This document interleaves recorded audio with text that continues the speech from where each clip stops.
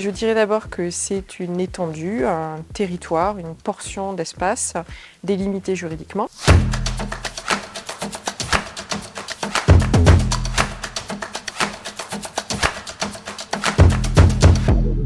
Mais évidemment, ça ne suffit pas du tout de dire cela, puisque une ville, ce n'est pas une île, c'est donc généralement un territoire qui est connecté avec d'autres espaces.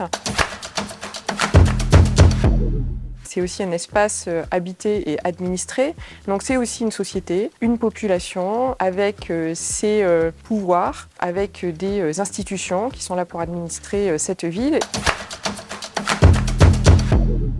La ville qui a le plus compté pour moi, c'est Marseille. Marseille, pour moi, a un pouvoir d'attraction parce que c'est une ville à l'image très contrastée, sur laquelle beaucoup de discours sont produits et les discours dominants sont souvent produits de l'extérieur. C'est une ville qui est souvent présentée comme une ville portée à la violence, portée au crime. C'est aussi une ville qui a une identité forte qu'elle produit elle-même. C'est une ville qui défie un peu les codes, si je puis dire, de ce que doit être l'urbanité. Parfois, on dit aussi que Marseille, ça pourrait être une ville-monde. En fait, voilà, il y a beaucoup d'imaginaires multiples dans cette ville qui fascine et qui ouvre sur le départ.